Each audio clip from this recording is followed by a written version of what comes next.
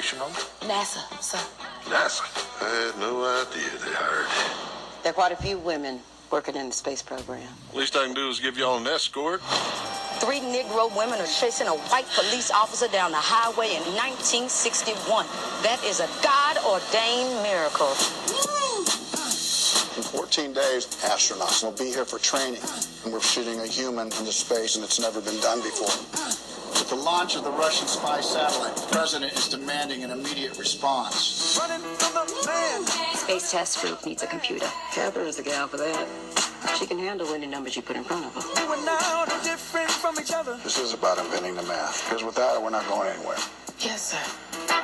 That's John Glenn. What do you guys do for NASA? Calculate your launch and landing site. How could you be ogling these white men?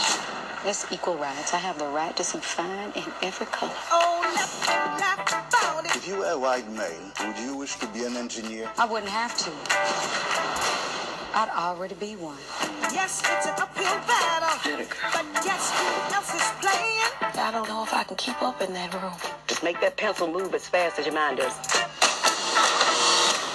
You've been gone for 300 hours. It felt like it to me, too.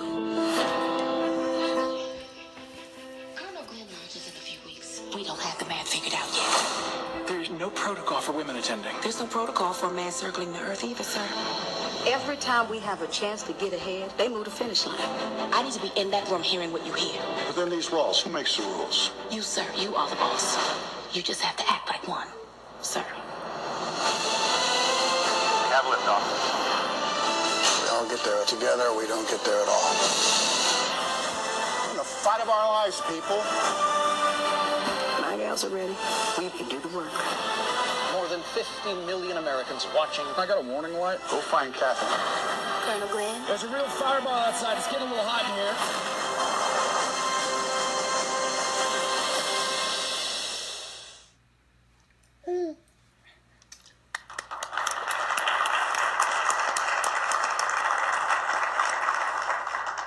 Good afternoon, and thank you for joining us. Thank you for those joining via webcast, and thank you for those who have given us such a warm welcome here in the actually not cold state of New Jersey.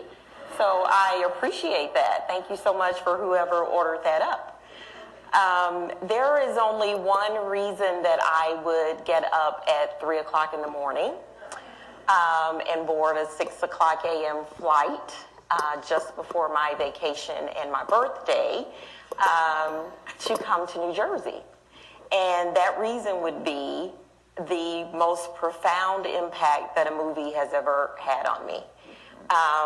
It resonated so much with me that my friends finally started to tell me, okay, we're going. Stop asking us. Stop telling us about it. We're going. We're going to start hiding from you.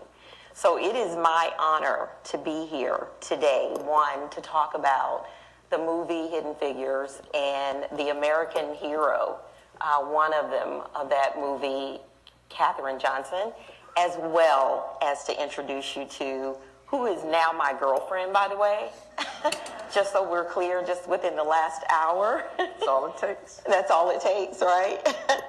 Miss Joylette Heilig. So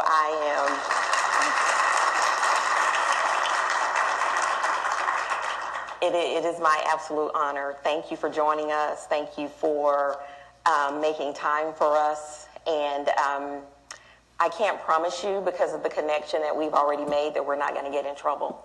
So we're just going to apologize ahead of time, right? That's right. Okay. She told me to keep her from getting in trouble, but that's probably not how that's going to work out. But so we're just going to jump right in and just have a conversation.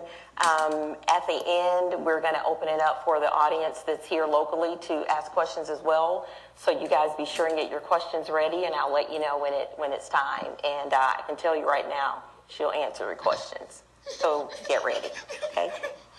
So let's start out with you just giving us a sense of what are the experiences that you can share of your mother's experiences that you think are relevant for women in technology today? I think one of the first things about my mother, and first to thank the network for inviting me and my mother in absentia. She's 99 and a half. She said, do I have to go? I said, no, Mom. Anyway, she was always no nonsense about school, about us doing our chores. In fact, my children suffered because I felt that they would do like I did and that I didn't dare go against the rules and regulations. So my kids, if I asked if they did their homework, they might say yes, but they might not have done it. But me, I would have done it. So that was one thing. She just expected us to do our best. And she will always say to young people, and she was a mentor, and she said that she mentored all of her life, and she never got paid for it, nor did she want to. And she said for you to do your best and to share what you know with other people. So that's relevant, and that's transferable for, that's a life skill. So for her to have started that with you so early, I'm sure you have, made use of that throughout, not only, as a young adult, but in your career. One of the things I forgot to mention in the opening is that as a woman in technology, I am delighted about the fact that Miss Jolette looks so good, by the way. She's not afraid to tell you that she is 77. So I'm taking a lot of delight in knowing that maybe there's a bit of a fountain of youth in being in technology. Because if this is 77, sign me up. That's a good point. You look amazing. We at AT&T, we are experiencing a bit of a pivot ourselves. We are endeavoring to train our employees and make training available to them in which they opt in that future-proofs them and prepares them to be technologists of the future and to be relevant and for the workforce that is coming. Originally, we called it Workforce 2020, but it's about future-proofing. One of the best examples of a skills pivot and future-proofing is in the movie Hidden Figures, when your mother and Dorothy Vaughan decided that in order for these electronic computers not to totally displace us human computers, we're going to learn this language. We're going to learn Fortran. And I think that's very relevant. Talk a little bit about their strategy and why that's important. Well, back then, that was a totally segregated environment. So we were always around people of our color. And we always wanted all of us to succeed, whatever it took. And you'll notice that Mrs. Vaughan would not accept a promotion if all of the ladies in the department didn't go with her. I'm not sure that was true, but most likely it was. And then when she realized, because I think she was a visionary, as I always say that my mother is, looking beyond the edge. She always wanted to know, well, what else are we doing outside of that or beyond that? And so when Mrs. Vaughan realized what this big box was going to do, she said, well, wait a minute, we've got to take advantage of that. And so not just keeping it to herself, she wanted all of the ladies to learn, because they were all degreed mathematicians, by the way.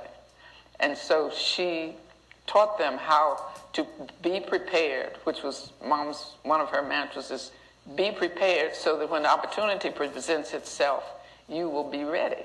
Don't wait till it happens and then, oh, well. So I think it's definitely a lesson in life to work and don't wait for things to come to you. Go for them. That's how you can tell the difference, because my mother said that she thinks one of the things that separated her from some of the other ladies was that they would do their work. And they always did, because in that day and in that time, if you didn't do well, they'll show you the door. But she said, I always ask questions. All right, I've done this, now what? Now what's next, or why? So you have to be proactive in your quest for knowledge, because even at 90-something, I took my mother to a conference a couple years ago, and she said, I left before I met the vendors. I said, what? She said, well, I didn't meet everybody. I said, well, Mom, you said you wanted to go home. She said, well, what did you learn? I said, I was pushing you around. So, you know, but again, even now, she still says, what did you learn today? So just always keep your mind open for learning new. You don't know enough. Yeah, that's you know relevant. today, but you don't know enough. Right. And that's a trait that never goes out of style. It's absolutely relevant. And at 99, she was still asking you those questions. What did you learn? So that's a conviction of hers for sure. Where did her love for math come from? Has she shared with you how did that start? What was the catalyst? Well, I asked her once, because every now and then I'll do a refresher course to ask in case I get these kinds of questions. And she said, I guess I was born with it, because she started counting probably as soon as she could talk. And I remember one of the stories, she said she was about 4 and a teacher had come over to the house and she was spelling words and talking to my grandmother. And Mom said, Ms. Leopard, you might as well say those words because I know what you're spelling. So then she looked at her and she said, you know what, I'm going to get you ready for school next year. So the teacher, went home and I don't know what she did, but she said, Catherine, you come over and I'm going to get you prepared. So when she started school at 4, she was into the 2nd grade. Wow. She said she used to count the dishes. She had 3 siblings, so there should be 6 sets of everything. So if there was more or less, she would always want to know why, because she will have counted 6 plates and 6 forks and whatever. And then I think not only that, she wanted to share what she knew. You would never, if she was sitting here, you would never know she was here. You'd never pick her out. But she wanted to make sure that you knew what she knew. So one time she was in a class, and the teacher said, Catherine, why are you asking that question? Because I know you know the answer. She said, yeah, I do, but she doesn't. So she was prompting the teacher to either explain it again or change the way she explained it so that this other person would understand. So she was always sharing. She was not an I person. And that's, I think, something that's lost now, especially in young people, but not all of them, but same in my generation. I had a manager once that didn't want to share because he was afraid I'd get his job. Well, there's 2 reasons you don't want to explain something to somebody else. Either you don't know it as well as you think you do, or you're insecure and you're afraid that they will step ahead. But what you learn, nobody can take away from you. That's exactly right. That's right. And not being a hoarder of information, that came across and rang true in the movie. So I can see that would have been one of her convictions. Let me ask you about the book and the movie certainly depicted a level of discrimination that your mother faced, both for gender and race, frankly, in a male-dominated world. But we also saw her resilience and how she persevered through that. Where do you think that came from? How was she able? There wasn't a precedent at the time for her to pull from for that. There was not another role model. She ended up being the role model. Where did that resilience come from in such a foreign land, if you will, with regard to the discrimination that she faced? Well, I can say academically, she went to West Virginia State College, which was the black land-grant college in the state.